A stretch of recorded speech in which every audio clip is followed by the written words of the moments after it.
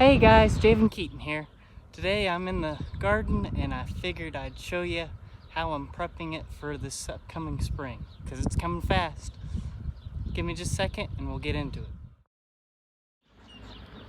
Okay guys, so here's my garden right now. It's in kind of terrible shape, but we're getting into it. I went ahead and I replaced my traditional twine with some plastic twine, and I put it as tight as I could on the very top. I'm gonna try to hang some plants outside like I do in the garden. If it doesn't work, we'll just go back to the old method because that worked pretty good. Now, first thing I did is I collected all of the residue from last year. Anything that was growing last year, I put it in this bucket. Not that though. And gonna put this in a compost pile. But you don't want the old residue there because it'll encourage disease. Second thing I did, and I'm not sure it was necessary, but I just went and did it. I went ahead and tilled by hand with my Corona hand tiller. I love this thing. It's pretty awesome. But it was already pretty loose because I don't walk on the soil here, but I went ahead and I gently tilled it. I tried not to over till it because then you pack the soil rather than loosen it. That's the main reason to go to no-till, is to prevent compaction, because the tilling's what causes the compaction. But if you're starting a new garden, you do need to turn it over just to bring some air into the soil. It's always a good idea for a new garden. I did have some garlic that I went ahead and left. It's right there. I can't see it on the camera, but it's there.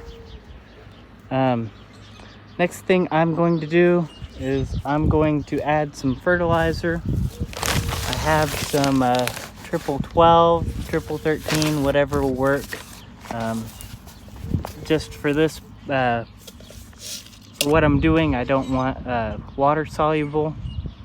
I just want a non-water soluble granular. If you're not using non-water soluble granulars, don't worry about this step. Compost is a good replacement. Okay guys, so I went ahead and I put down some fertilizer. I did about 2.5 of those red Solo cups, maybe a little bit less, but less is always more with fertilizer. It does tell you how much to put on for what purpose, but I wasn't too worried about it because this shouldn't be hardly anything at all. But the reason you want to go less is more on fertilizer. So you can always add fertilizer, but you can't always take it away. And if you put too much, it does hurt your plants just as much, even more, maybe, in some circumstances, than under fertilizing. This garden, really, I didn't fertilize it at all, really. I think I did one deal of water-soluble fertilizer, maybe 2, last year, and this garden did great. So less is more with the fertilizer. I did put fertilizer on like this last year as well. I'm gonna do a little extra. Last year I put a bunch of peat moss in my rows. This year I'm gonna use a potting soil mix. I'm using a 1-to-1 ratio of Fox Farms Happy Frog and Fox Farms Ocean Forest. For what I'm doing though, any cheap potting soil is going to work. You can get away from it. You don't want anything with the slow release fertilizer like Miracle Grow has. Miracle Grow's not a terrible potting soil, but it's not the best. You'll notice you don't see those little round deals that have the fertilizer in this stuff. So this is a good mix for what I'm doing. It's not necessarily designed for what I'm doing. Peat moss is designed for what I'm doing. but I just wanted to add a little something extra to my soil since I don't have peat moss this year. Don't have it really in my budget to get more, and I have a bunch of this left over from the greenhouse. So give me just a second and I'll put some of this on top, and then I'll let you know what the next step is. Okay guys, so I got my potting soil put on top of where I'm going to be planting. One thing to note right now is at this point you don't want to walk on this soil at all. If you can avoid it, it's a no-go. So I tried to just put just a little bit above the fertilizer. Some places it got fairly thick. That's okay. But there's two things we need to do next. We need to water in the fertilizer, and then we can also mix in the fertilizer. I'm gonna go ahead and mix the fertilizer in. At this point in time, in the method that I'm doing, you don't have to, as long as you water in your fertilizer and you mulch it or cover it in some way so that it's not exposed to sunlight.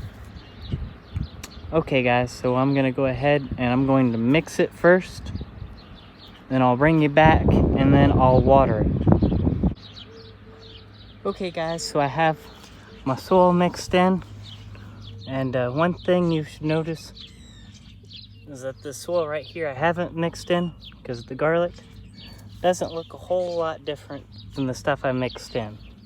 You'll see a little bit of dirt on the top mixed with the soil, but not a whole lot. You don't want to over disturb your soil. You want this organic matter to still be there. Not necessarily this, but organic matter in your soil. I think that's tree root, so I want that away. And then give me 1 second here and I'll go get a hose and I'll water it in for you. Okay guys, so I got a hose here. First thing you want to do is make sure that your hose is clean. Mine wasn't bad, so it works. You don't want to use one that's plugged up and have to sit and repair it when you need to be watering. Then you also need to make sure that your hose doesn't slide on the stuff you've already worked. Just like you don't want to step on it, you don't want your garden hose to go over it either. Only thing you want to touch that soil is your plant and your mulch. Even after you mulch it, you don't want to have anything touch the mulch on top of where you're planting. Go ahead and, if you can, you want to water it slowly. You want to avoid puddles. If your soil's already wet, you don't have to water it a little bit, but you still probably want to water it. Okay, so this is probably a little boring, so I'm gonna go ahead and water it, finish watering off camera, and then I'll bring you back. Okay guys, so I went ahead and I watered it as slowly as possible. I just kept moving back and forth until the water started to almost puddle. And what that means is that the soil doesn't really want to hold much water, at least not right now. So you don't want to overwater it. This was probably more than enough, but there's no puddles, so I should be okay. Next step is going to be mulching. If it's late enough in the season, typically you can plant before you mulch, but it's still a little bit early, so I'm gonna go ahead and mulch first. You can mulch pretty much with whatever you want.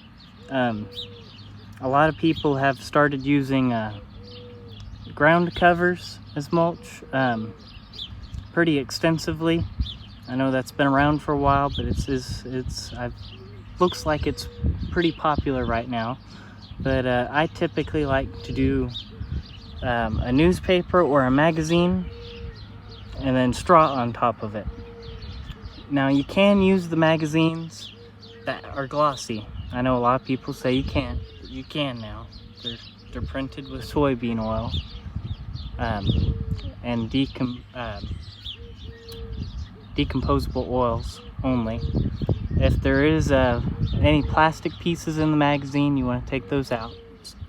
Sometimes there are, not as much now as there used to be, but and you can use those for all your garden needs. If you're a certified organic gardener or farmer, you should be able to use newspapers and magazines, and cardboard should all be acceptable for your organic certification.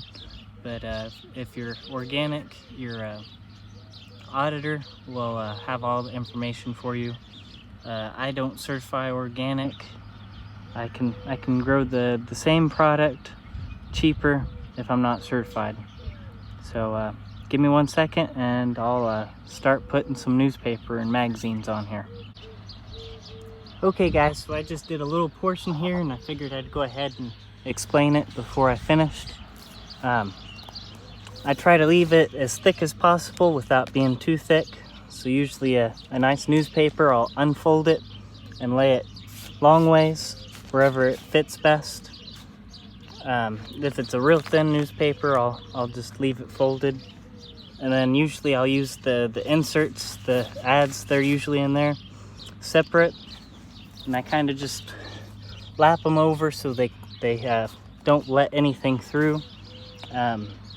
In my method of mulching, the newspaper's what really suppresses the weeds, not so much the straw. The straw will let the weeds through. You can kind of see there's some weeds through that straw there. But the newspaper will kind of deflect the weed. Even if it's a real strong weed, it'll bend over because it can't go through this, as long as it's thick enough. This it might be able to get through, I don't know. But this method's worked pretty good for me. You will have a little gap where your plants are, but you don't want your mulch too close to the stem.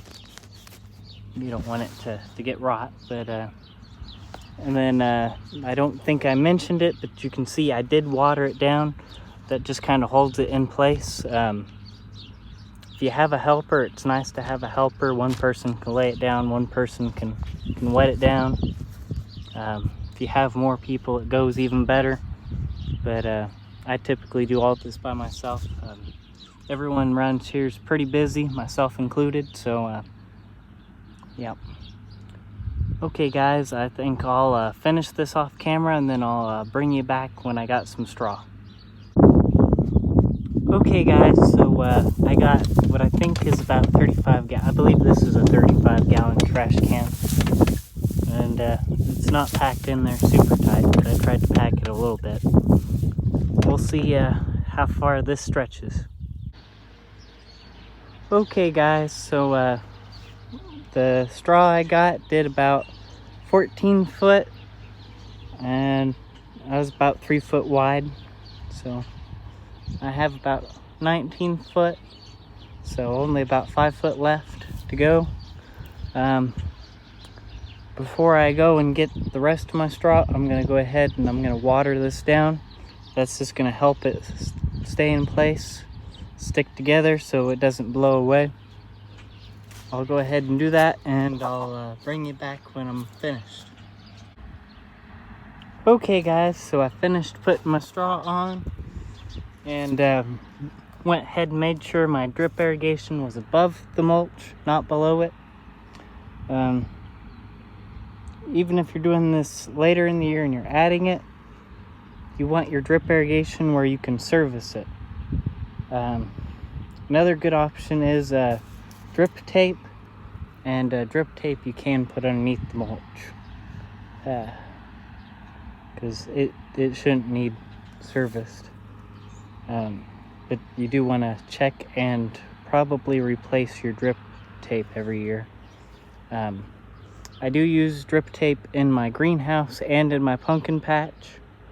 I don't have it implemented in this garden yet. If I have the time and resources, that's something I may invest in the future, but as of right now, it looks like I'm going to stick with this. That is pretty much it for this video. Getting the garden ready. I won't do those on camera because it'll be a repeat, and that'll be pretty boring. But give me just a second and I'll do a quick review for you. Hey guys, thanks for watching. I'm going to do a quick review here. Just to remind you of what we've went over in this video. It was kind of long, and hopefully help you remember what I did and give you ideas on what you want to do. So the first thing I did today is I removed all of the residue, any old plants. I didn't have any weeds, but you do want to remove weeds as well from your garden. Anything above the soil level that might impede your tilling process, which was the next step. And if you're in an established garden and your soil is not compacted, or you don't have any reason to till, I wouldn't till. It's not necessary. But if there's any doubt in the compaction of your soil, go ahead and do it. Just be careful not to create more compaction than you're relieving. So the second step, as I just mentioned, was tilling. Being careful not to create more compaction. I know I'm repeating myself, but hopefully it helps. And then fertilizer was added next, if it's needed. If it's not needed, it will hurt you. But typically at the beginning of the season, most people need more fertilizer. I did add some potting mix on top of the fertilizer before mixing it in. That is not necessary. Peat moss is probably a better option. If you have peat moss, or you can afford peat moss, I suggest using peat moss. After mixing those in real good and gently is a key word, I watered everything in. If you fertilize, you should water in. It's just a good thing to keep it from losing your fertilizer. And then I mulched after that with newspaper, magazines, and I believe I even had a telephone book in there too. And I made sure to wet that down so they stuck together. And I covered it with straw, also wetting it down to make sure it stuck together. And that's pretty much it, guys. If you have any questions, please leave it in the comments below. I always love answering questions, and if I don't know the answer, I'll point you in the right direction to get it yourself. It's always more to learn. Never know it all. But thanks for watching, guys. God bless all of you.